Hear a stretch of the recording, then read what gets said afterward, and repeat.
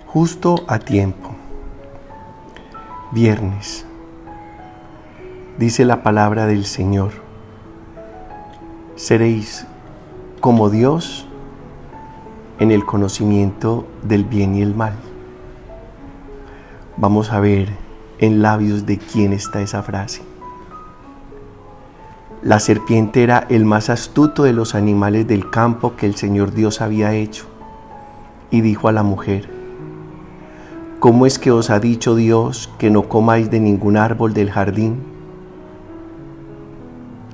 La mujer respondió a la serpiente: podemos comer los frutos de los árboles del jardín. Solamente del fruto del árbol que está en mitad del jardín nos ha dicho Dios: no comáis de él ni lo toquéis bajo pena de muerte. La serpiente replicó a la mujer: no moriréis. Bien sabe Dios que cuando comáis de él, se os abrirán los ojos y seréis como Dios en el conocimiento del bien y el mal. Cuando no se tiene el discernimiento en el espíritu, es muy fácil creerle al mal y caer en la trampa.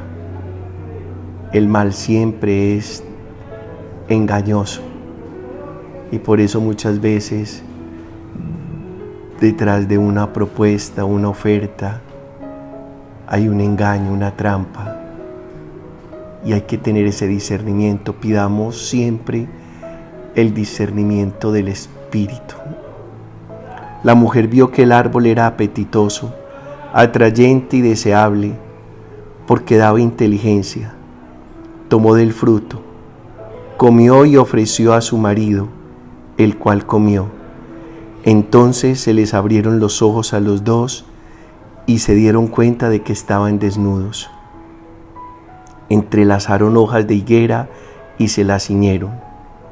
Oyeron al Señor que paseaba por el jardín a la hora de la brisa. El hombre y su mujer se escondieron de la vista del Señor Dios entre los árboles del jardín. Solemos decir que el pecado es cobarde. Y cuando uno falla, por supuesto que lo mata después la culpa, que lo hace a uno un cobarde, porque uno no sabe cómo dar la cara. Y eso nos pasa también a nosotros. Después de desobedecerle a Dios, nos alejamos de Él. Pero es que ese es el propósito del maligno, que desobedezcamos para que nos alejemos de Dios, para que huyamos de Él, para que nos escondamos de su presencia. Vamos con el Salmo. Dichoso el que está absuelto de su culpa. Dichoso el que está absuelto de su culpa, a quien le han sepultado su pecado. Dichoso el hombre a quien el Señor no le apunta el delito. Había pecado, lo reconocí, no te encubrí mi delito. Propuse, confesaré al Señor mi culpa, y tú perdonaste mi culpa y mi pecado. Por eso que todo fiel te suplique en el momento de la desgracia, la crecida de las aguas caudalosas no lo alcanzará.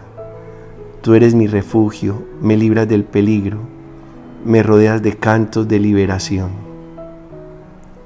Del Evangelio de Marcos, en el capítulo 7, del 31 al 37. En aquel tiempo, dejando Jesús el territorio de Tiro, pasó por Sidón, camino del lago de Galilea, atravesando la Decápolis.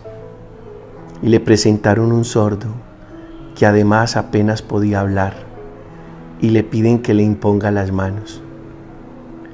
Ese sordo representa a Eva y Adán, que aunque oyeron, no fueron capaces de escuchar, porque la escucha está directamente emparentada con la obediencia. En hebreo, obedecer y escuchar es exactamente lo mismo. Shema. Él, apartándolo de la gente a un lado, le metió los dedos en los oídos y con la saliva le tocó la lengua. Y mirando al cielo suspiró y le dijo: Efetá, esto es, ábrete. Y al momento se le abrieron los oídos, se le soltó la traba de la lengua y hablaba sin dificultad. Efetá significa ábrete.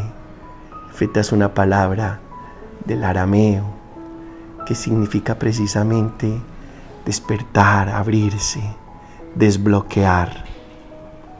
Él les mandó que no lo dijeran a nadie, pero cuanto más se lo mandaba, con más insistencia lo proclamaban ellos, y en el colmo del asombro decían: todo lo ha hecho bien, hace oír a los sordos y hablar a los mudos.